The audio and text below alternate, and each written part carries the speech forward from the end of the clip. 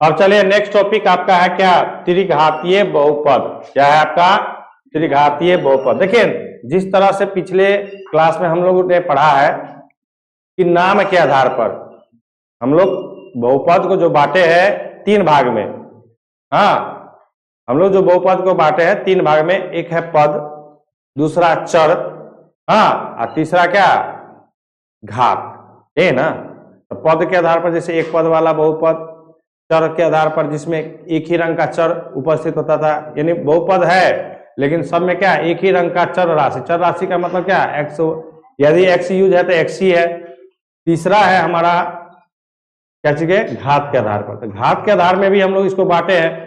पहला शून्य, शून्य का बहुपद है ना, शून्य या अचर बहुपद जिसको कहते हैं। दूसरा था क्या, रैखिक बहुपद। तीसरा क्या है, द्विघातीय बहुपद। और चौथा जो है आपके सिलेबस का त्रिघातीय बहुपद पर है। तो नाम से ही जैसे शून्य बहुपद, अधिकतम घात कितना, 0।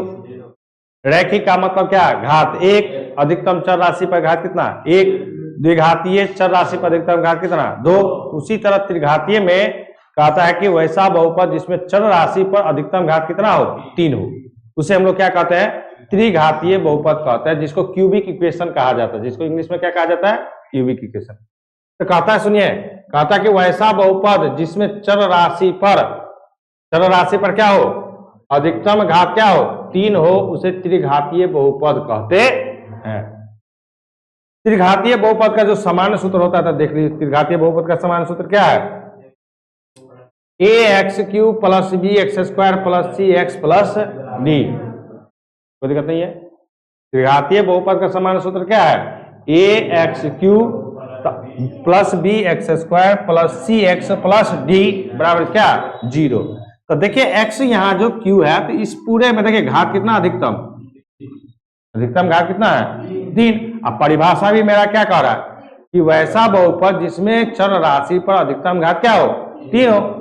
हाँ, अब इसके साथ कहिएगा कि सर a लगा है, b लगा है, c लगा है, d है, तो उसके लिए हम लिख दिए कि जहां a, b, c एवं d वास्तविक संख्या। अब मान के चलो जैसे ऐसे दिया रहेगा 3x³ प्लस 4x², कहेगा कि ये त्रिघातीय बहुपद है कि नहीं है, बिल्कुल है, क्योंकि इसमें अधिकतम घात कितना है हमारा, 3 है। इसमें अधिकतम घात कितना हमारा, 3 है।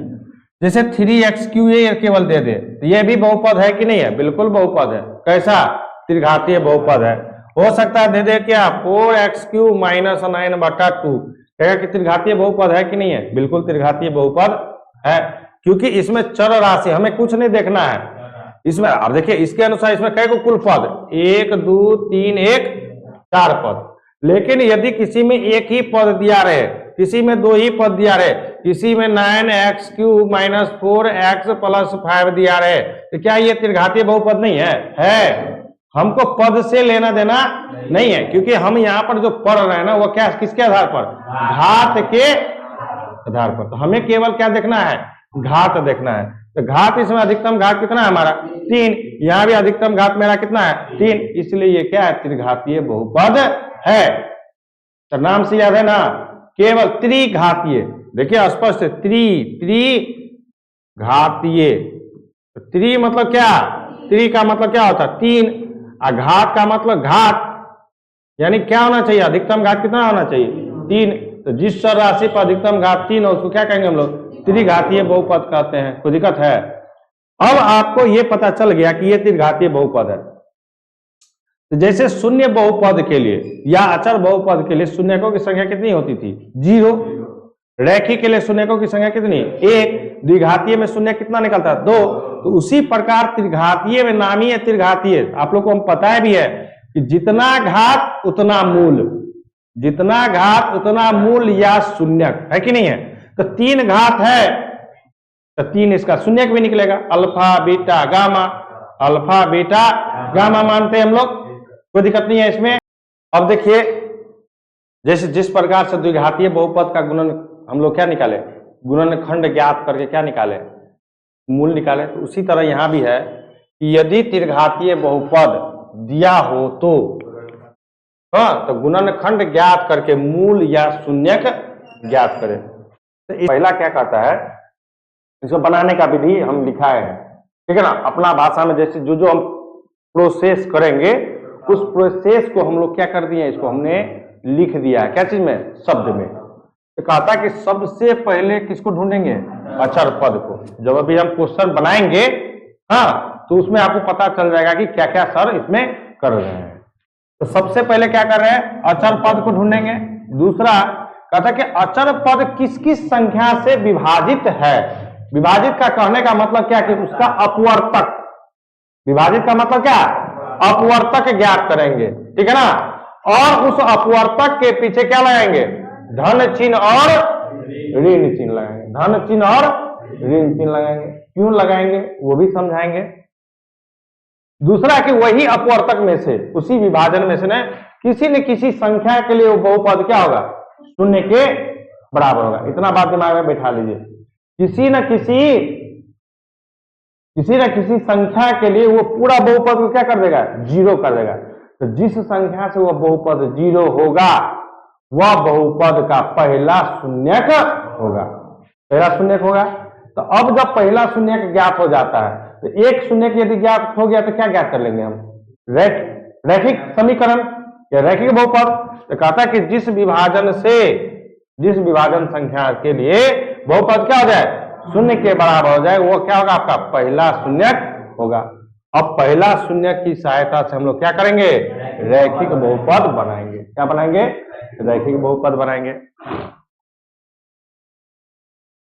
अब कहता कि रैखिक, हाँ जो रैखिक बहुपद हमको बनेगा, हाँ जो रैखिक बहुपद बनेगा उस क्या कहते हैं, उससे क्या करेंगे, त्रिघातीय बहुपद में भाग दें।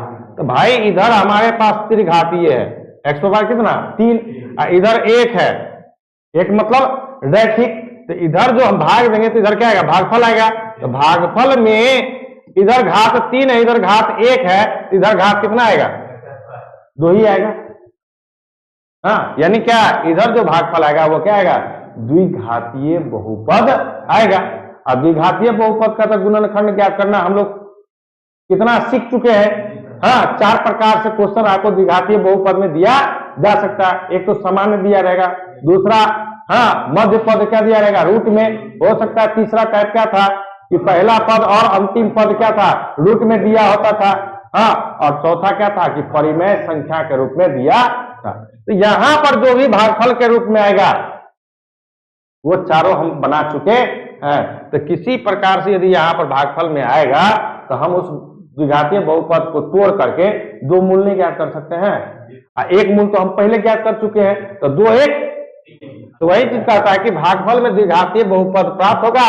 भागफल में प्राप्त द्विघातीय बहुपद का गुणनखंड विधि द्वारा 2 गुणनखंड ज्ञात कर लेंगे और अंत में तीनों गुणनखंड को बारी बारी से क्या करेंगे, शून्य के बराबर करके तीनों शून्य ज्ञात कर लेंगे। कोई दिक्कत है। अब कहता है कि यदि त्रिघातीय, क्या कहता है कि यदि त्रिघातीय बहुपद x³ - 4x² + 5x - 2 है तो बहुपद का क्या करे, शून्यक ज्ञात करे। तो आपको इसमें जो भी बहुपद दिया रहेगा उसको सबसे पहले क्या करना है, px मान लेना। क्या मानेंगे, px। आपके पास दिया गया है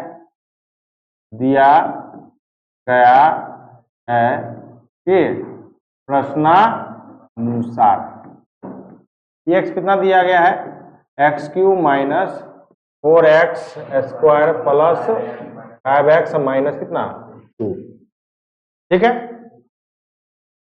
ये आपको दिया गया है।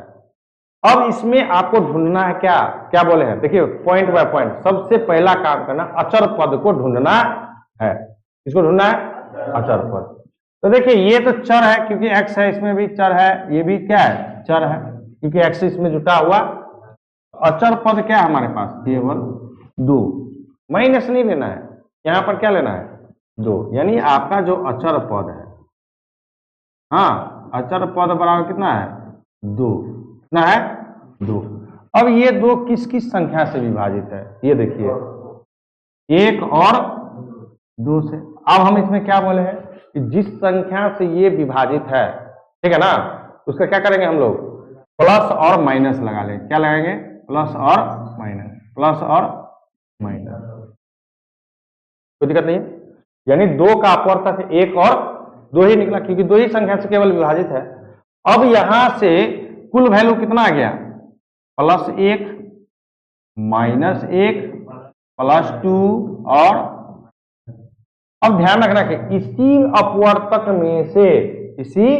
अपवर्तक में से यह बहुपद किसी न किसी मान के लिए क्या होगा, 0 के बराबर होगा। तो हम चेक करेंगे, कैसे चेक करेंगे, हाँ तो लिखेंगे पहले x बराबर कितना, +1 लेते हैं, क्या लेते हैं, +1 लेते हैं, करेंगे तो यहाँ लिखेंगे p, x के जगह पर हम लोग पुट क्या करेंगे, 1, जहां जहां 1 है, x है, जहां जहां वहां हम लोग क्या पुट करेंगे, 1 का क्यूब -4 गुना 1 का स्क्वायर प्लस 5 गुना 1 माइनस कितना 2, 1 का क्यूब कितना 1 -4 गुना 1 का स्क्वायर कितना 1 प्लस 5 एकन 5 माइनस 2, 1 -4 एकन 4 प्लस 5 माइनस 2। और देख रहे 5 एक 100 प्लस में और माइनस वाला -4 और -2 -100 कट के कितना आ गया, यानी 1 के लिए क्या मेरा 0। अब x बराबर किससे, x बराबर 1 रखने से क्या हो गया, 0 के बराबर हो गया। तो इससे हम क्या बनाएंगे, रैखिक बहुपद बनाएंगे, कैसे, x प्लस है इधर -1 बराबर क्या 0। ये बन गया क्या बाबू, आप लोग का रैखिक बहुपद बन गया। कोई दिक्कत है, यहां तक समझ में कोई दिक्कत है, पूछ लीजिए। हमने सबसे पहले क्या किया कि जो दिया गया था प्रश्नानुसार हमने मान लिया। अब जो दिया गया था बहुपद उसको हम किसके बराबर माने हैं, px के बराबर, ठीक है। अब इसमें ढूंढना है किसको, हमको अचर पद को। तो अचर पद मेरा क्या है यहाँ पर 2। अब 2 का अचर पद का विभाजिका मतलब अपवर्तक, ये जो आपका है ये क्या है 2 का क्या अपवर्तक है ना, अपवर्तक निकाले क्या +-1 +-2, कोई दिक्कत नहीं है। अब ये जो 4 को मान जो निकला, इसी चारों मान को बारी बारी से हम इसमें क्या करेंगे रखेंगे, जिस अचर संख्या का चर मान के लिए क्या हो जाए 0 के बराबर हो जाए, उस संख्या से हम लोग क्या करेंगे रैखिक बहुपद। तो x बराबर 1 रखने पर ये बहुपद क्या हो गया 0 के बराबर। तो x बराबर 1 है इधर, तो इसे क्या करेंगे हम प्लस है इधर माइनस करके हम लोग क्या कर लिए रैखिक बहुपद बना लिए। अब आपको क्या बोले कि जो प्राप्त रैखिक बहुपद होगा उस रैखिक बहुपद से दिए गए त्रिघातीय बहुपद में क्या करेंगे हम लोग भाग देंगे। तो दीजिए, कोई दिक्कत नहीं है, ठीक है ना, समझिए। यहाँ पर x पर पावर घात कितना 3, यहाँ पर x पर घात कितना 1, यहाँ भी प्लस है यहाँ भी प्लस है, तो यहाँ पर x² सीधे आ जाएगा, इस x² से गुना कीजिए x³ और माइनस कितना x² माइनस प्लस कट गया, 4 गो माइनस में एगो प्लस में कितना -3x² प्लस 5x माइनस कितना 2, कोई दिक्कत नहीं है। चिन्ह देखिए यहाँ पर माइनस है, यहाँ पर प्लस, प्लस माइनस माइनस। अब देखिए घात, यहाँ गुणांक कितना है 3, यहाँ गुणांक कितना है 1, तो यहाँ भी क्या आएगा 3 आएगा, ठीक है ना। अब x पर बराबर 2, यहाँ पर 1, तो एगो x आएगा, तो इस -3x से गुना कीजिए तो -3x² माइनस माइनस प्लस 3 और x, बदलिए चिन्ह परिवर्तन कीजिए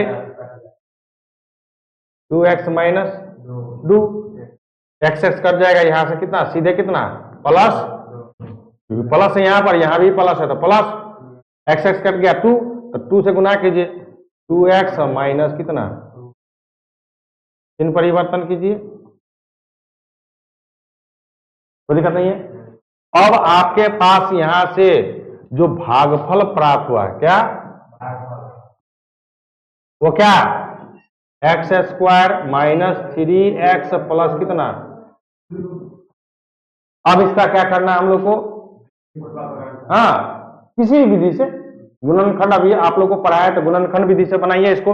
हम लोग जो यहाँ बनाएंगे इसका क्या बनाएंगे x² माइनस 3x प्लस 2 बराबर क्या 0 कर दीजिए, ठीक है। इसको तोड़ेंगे क्या लिखेंगे x² minus 2x minus x plus 2 बराबर कितना 0, क्योंकि -2x है -x तो -3x, अब गुना करेंगे तो -2x को x से गुना करेंगे तो माइनस माइनस प्लस 2x², तो इसको भी तो गुना करते हैं x² को, और 2 को गुना करेंगे तो प्लस x² आएगा, प्लस 2x²।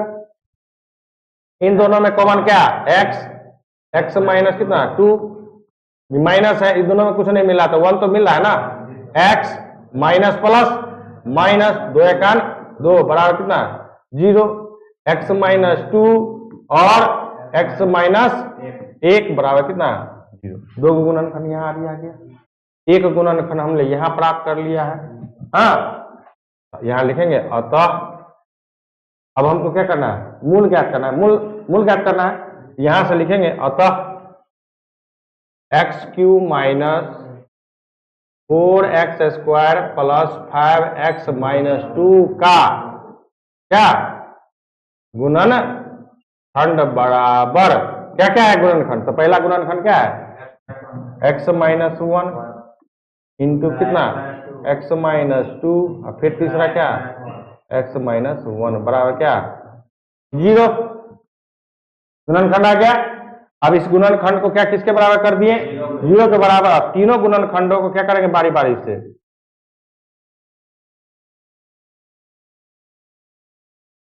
तीनों गुणनखंडों को क्या क्या बराबर बारी बारी से 0 के बराबर कर दिए। x बराबर कितना 1, x बराबर कितना माइनस है तो उधर प्लस 2, फिर x बराबर माइनस है तो कितना, यही हो गया अल्फा, यही हो गया बीटा और यही हो गया क्या। इस तरह से हम लोग क्या करेंगे क्वेश्चन को बनाएंगे। कोई दिक्कत है, बन जाएगा ना।